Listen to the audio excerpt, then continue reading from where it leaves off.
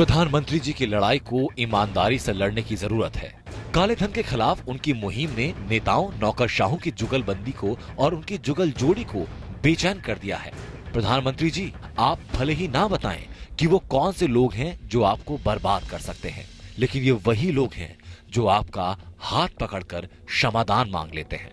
आज 125 करोड़ का देश आपसे बड़ी उम्मीद में ही एटीएम और बैंकों की कतार में कई दिन से लगा है। बड़े चोर की तलाश में हर देशवासी की जमा तलाशी चल रही है, लेकिन उसे फैक्ट्रियों से निकलते वक्त हर रोज बेइज्जत होने की आदत है। उसे गांव के दबंगों की हर हरकत पर सिर झुकाने की मजबूरी ने सब सहना सिखा दिया है। प्रधानमंत्री जी, हम आपको बताना चाहते हैं कि कौन है वो काले धन वाले जिनकी आप तक पहुंच है।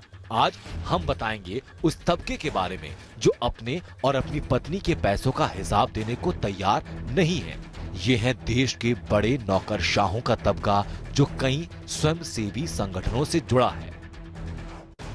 ये नौकरशाह वो लोग हैं जो सरकार में रहते हुए कुछ खास स्वयंसेवी संगठनों को फायदा पहुंचाते हैं और फायदा उठाते हैं। ये उन संगठनों को विदेशी और सरकारी मदद दिलवाते हैं और जब इन संगठनों का टर्नओवर बढ़ जाता है तो वीआरएस लेकर इन संगठनों में जा बैठते हैं। ये वो साधन संपन्न सुविधा भोगी अफसरों का तबका है जो पीता स्कॉच है और बातें समाजवाद और साम्यवाद की करता है। ये गरीब, दबे, कुचले, दीनहीन, अकिंचन लोगों के नाम पर दुनिया भर से भीख मांगता है और सरकारी स्रोतों से पैसे सोख लेता है। हवाई जहाज में सफर करता है और विदेशों में लंबे चौड़े भाषण देता है। आपकी सरकार ने इन बड़े अधिकारियों को आय का ब्यौरा देने की आखिरी तारीख को अनिश्चितकाल के लिए टाल दिया। ये बड़े ताकतवर लोग हैं प्रधानमंत्री जी। सत्ता के गलियारों में इनका बोलबाला है। संसद के सेंट्रल हॉल में इनकी पहुंच है। जब 2013 में लोकपाल और लोकायुक्त कानून बना था, तब से अब तक इनको अपनी आय का खुलासा करने की तारीख 5 बार बढ़ चुकी है। चाहे यूपी की सरकार हो या चाहे एनडीए की सरकार, इनका कोई बाल बांका नहीं कर पाता।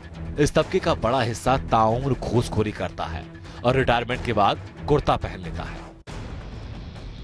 प्रधानमंत्री जी, अगर काले धन और भ्रष्टाचार के खिलाफ निर्णायक लड़ाई लड़नी है तो आपके तकिए के नीचे छुपे इन खटमलों को पहचानना होगा। आपने ही तो कहा था ना कि मैं ऐसे लोगों को चैन से सोने नहीं दूंगा। प्रधानमंत्री जी, ये वही लोग हैं जो बिस्तर के नीचे नोट बिछाकर सोते हैं।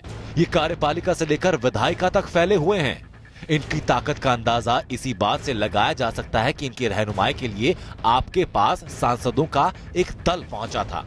उनके कहने पर ही आपने इन लोगों को रहम की भीख दी थी। ये अपने खातों का ब्यौरा देने से डरते हैं।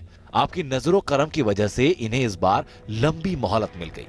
आप जानते हैं कि इंसाफ में देरी के मायने हैं नाइंसाफी। इन्हें झूठे कागजात जुटाने का वक्त मिल जाता है। इनके सभी सियासी दलों से गहरे रिश्ते हैं और इसी वजह से लोकपाल कानून में संशोधन विधेयक लाकर आनन फानन में पारित कर दिया जाता है।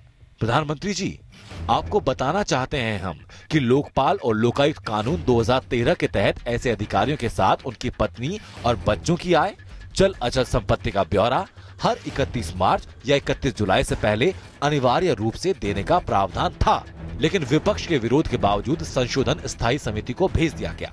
क्योंकि इस संशोधन पर विरोध जताने आपके पास कांग्रेस के दिग्विजय सिंह, एनसीपी के अध्यक्ष शरद पवार, कई सांसद पहुंचे थे और उनकी दलील थी कि स्वयंसेवी संगठनों को ऐसे कानून के दायरे में लाना ठीक नहीं है। और इसी जुलाई महीने की बात है ये।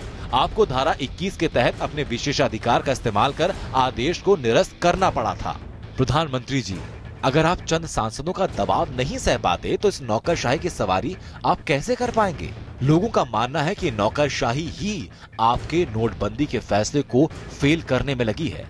जब तक आप प्रशासनिक सेवाओं, स्वयंसेवी संगठनों, परिषदों, निगमों में ऊंचे पदों पर बैठे अफसरों के इस तबके पर लगाम नहीं लगाएंगे, काले धन के खिलाफ आपकी मुहिम का असर नजर नहीं आएगा।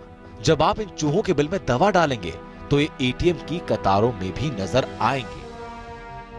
जन नेता हैं आप, इन पर सख्त कार्रवाई कर जन नायक बनिए प्रधानमंत्री जी। Bureau report, APN.